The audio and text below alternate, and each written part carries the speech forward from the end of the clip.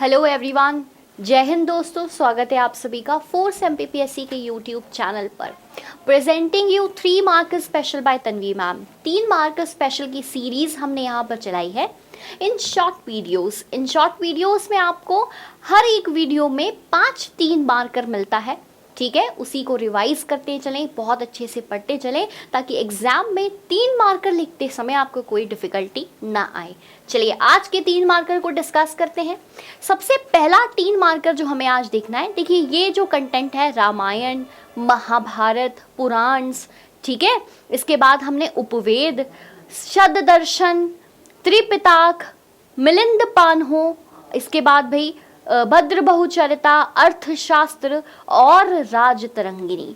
यहाँ तक का कंटेंट मैंने आपको पिछले कुछ लेक्चर्स में कंप्लीट कराया है। आज के 3 मार्कर्स में हम सबसे पहले पढ़ेंगे चचनामा के बारे में। ठीक है, सोर्सेस ऑफ इंडियन हिस्ट्री में एक सबसे इंपॉर्टेंट सोर्स होता है हिस्टोरिकल टेक्स्ट। आप सभी को पता है, राइट। इस हिस्टोरिकल टेक्स्ट में कई सारी हम किताबें पढ़ेंगे जो इतिहास अध्ययन के लिए या हिस्टोरिकल स्टडीज के लिए बहुत ज़्यादा इंपॉर्टेंट है। इसमें एक किताब है चचनामा।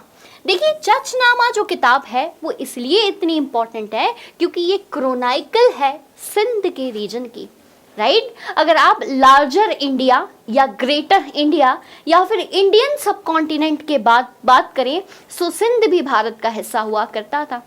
इस सिंध के बारे में अगर हमें कहीं से जानकारी मिली है तो उस किताब का नाम है चचनामा, जो कि 8वीं शताब्दी में लिखी गई। कब लिखी गई बेटा?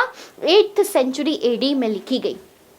अगर हम बात करें तो ये किताब जो है ये पर्शियन ट्रांसलेशन है। ठीक है, तो भाई किस भाषा में ये किताब लिखी गई थी? It was written in Persian, लेकिन it is a Persian translation of an Arabic book, right. ये पहले अरेबिक भाषा में लिखी गई जिसका नाम था तारीख ई सिंध व हिंद। ध्यान दीजिएगा, राइट। यहाँ पर काजी इस्माइल नाम के व्यक्ति ने, ध्यान दीजिए, काजी इस्माइल नाम के व्यक्ति ने इसको अरेबिक भाषा में लिखा और इस किताब का नाम दिया तारीख ई सिंध व हिंद, राइट। अब ये किताब को जब पर्शिया में ट्रांसलेट किया गया, पर्शियन भाषा में ट्रांसलेट किया गया, तो इसे हम चचनामा के नाम से जानते हैं, राइट। इसके अलावा हम इसे फतेहनामा ई हिंद के नाम से भी जानते हैं। अगर हम बात करें कि भैया इसका कंटेंट क्या है, तो सिंध के रीजन की ज्योग्राफी, राइट। यहाँ पर सिंध के रीजन की ज्योग्राफी, वहाँ की पॉलिटिकल हिस्ट्री, वहाँ की सोशल लाइफ, इन सभी का कंटेंट हमें कहाँ मिलता है बेटा? चचनामा में मिलता है। तो चचनामा क्या है? ये एक ऐसी किताब जो कि 8वीं शताब्दी में पर्शियन भाषा में लिखी गई। इसका ओरिजिनल कंपाइलेशन अरबिक भाषा में था जिसको हम क्या कहते हैं? तारीख ई सिंध व हिंद, और फतेहनामा ई हिंद से भी इसे जाना जाता है। आई होप 3 मार्कर के लिए हम इतने पॉइंट्स लिखेंगे तो काफी रहेगा। चलिए आगे बढ़ते हैं अगले 3 मार्कर की तरफ, that is Ashtadhyayi. Very very important book. सबसे पहले हमारे दिमाग में जो होना चाहिए, 3 मार्कर को सबसे छोटे से छोटा करने की कोशिश, क्योंकि आपको पता है 3 मार्कर की वर्ड्स लिमिट कितनी होती है भैया? 3 वर्ड्स। यहाँ पर आपको थोड़ा सा कंटेंट मैंने इसलिए ज्यादा दिया है ताकि ज्यादा रहेगा, तो कुछ 4-5 पॉइंट भूल भी गए तो भैया है कहानी लिखने के लिए आपके पास। ठीक है, अब इन्हीं चीजों को और छोटा कैसे करना है, दैट इज आवर प्रैक्टिस। उसी को हम यहाँ पर कवर अप करेंगे। आगे बढ़ते हैं। अष्टाध्यायी, सबसे पहले अष्टाध्यायी है क्या? ग्रामर बुक है, सीधे लिखो ग्रामर बुक है, कोई कहानी घुमाने की जरूरत नहीं है, right. It is a grammar book. ठीक, किसने लिखी भाई? पाणिनि के द्वारा अष्टाध्यायी लिखी गई, जो हमें ग्रामेटिकल कंटेंट देती है, राइट। ग्रामर के साथ साथ यह हमें पॉलिटिकल कंडीशन बताती है, ठीक है, यानी कि राजनीतिक पूरी कहानियां हमें बताती है किस समय सीमा की, प्री मौर्यन यानी कि मौर्यों के आने से पहले, यानी कि महाजनपद एरा की, और इसके साथ साथ मौर्यन टाइम्स की भी। 3 पॉइंट हम अष्टाध्यायी में देखते हैं। अष्टाध्यायी एक ग्रामेटिकल बुक है, ठीक है। क्या किस समय पर लिखी गई? पाणिनि ने लिखी भाई, राइट। पाणिनि ने लिखी 1st से 2nd सेंचुरी एडी के दौरान, और ये हमें पॉलिटिकल कंडीशन बताएगी प्री मौर्यन और मौर्यन टाइम्स का, यानी कि मौर्य पूर्व और मौर्य काल की राजनीतिक स्थिति का प्रकाश डालती है, और यही है किताब अष्टाध्यायी। आगे बढ़िए भाई, नेक्स्ट पॉइंट पर आएंगे, महाभाष्य। इस किताब के बारे में भी आप लोगों ने कई बार सुना होगा। ये जो महाभाष्य है ये किसने कंपाइल करी? पतंजलि ने कंपाइल करी। कौन थे पतंजलि? ये वही व्यक्ति थे जिन्होंने हमें योग दर्शन, राइट, यानी कि योग फिलॉसफी के बारे में डीप स्टडी करवाई। ठीक है, इसको याद रखिएगा। महाभाष्य जो है ये पतंजलि के समय दौरान लिखाई गई। It is a commentary on Panini's Ashtadhyayi. Very very important point, right. जो पाणिनि ने हमें अष्टाध्यायी लिख कर दी, ग्रामेटिकल कंटेंट दिया, उसी की कमेंट्री को हम महाभाष्य कहते हैं, जो पतंजलि के द्वारा कंपाइल की गई थी, राइट। और यह हमें कैसी इंफॉर्मेशन देता है? ऐतिहासिक इंफॉर्मेशन देता है, पॉलिटिकल, सोशल और इकोनॉमिक लाइफ के बारे में बताता है, प्री मौर्यन और मौर्यन फेस का। ऑब्वियसली जब भाई ये कमेंट्री है अष्टाध्यायी की तो उसी समय के बारे में बताएगा, राइट। याद रखिएगा। अपने नेक्स्ट पॉइंट को आगे बढ़ते हैं भाई।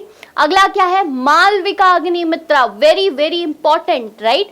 प्रीलिम्स में भी पूछा जाता है, बार बार मेंस में भी ये क्वेश्चन पूछा जा रहा है कि ये मालविका अग्निमित्रा है क्या।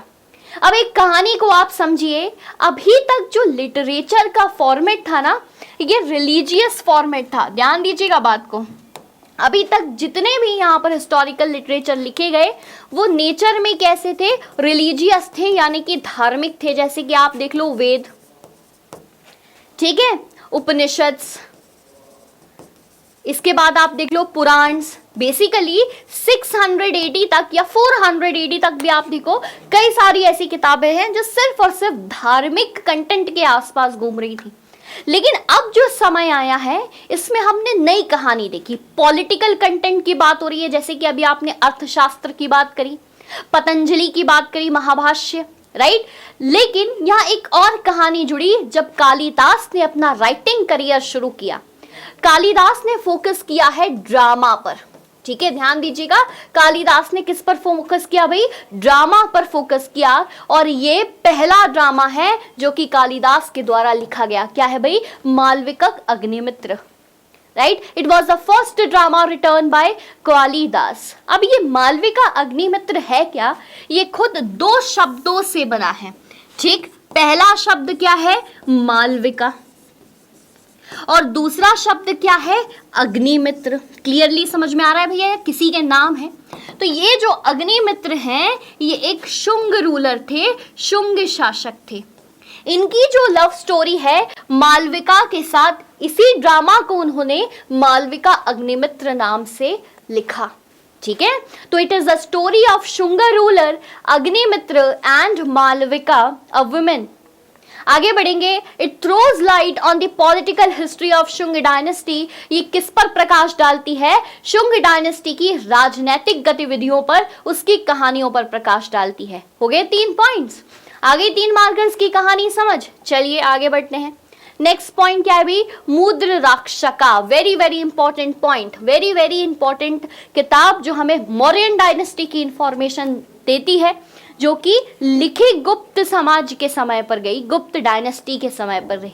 ठीक है, याद रखेंगे। मुद्र राक्षका का कंपाइलर विशाख दत्ता। अभी प्रीलिम्स दिया था, आया था प्री में, यही आया था ना कि भाई मुद्र राक्षका किसके द्वारा लिखी गई? बाय विशाख दत्ता। क्या बताती है मुद्र राक्षका? डिस्क्राइब्स चंद्रगुप्त मौर्य। चंद्रगुप्त मौर्य के बारे में बताती है। उनके साथ साथ उनके सबसे इंपॉर्टेंट पर्सनालिटी चाणक्य के बारे में बताती है, और अन्य मिनिस्टर्स के बारे में हमें कहानी बताती है। बेसिकली ये हमें इंफॉर्मेशन दे रही है पॉलिटिकल सेटअप का। ठीक, कहां का पॉलिटिकल सेटअप भाई? मौर्यन डायनेस्टी का पॉलिटिकल सेटअप की कहानी आपको समझाई जा रही है, ये याद रखेंगे। It provides information regarding social, economic conditions of Mauryan period. ठीक है, इसके साथ साथ ये हमें किससे रिलेटेड इंफॉर्मेशन दे रही है?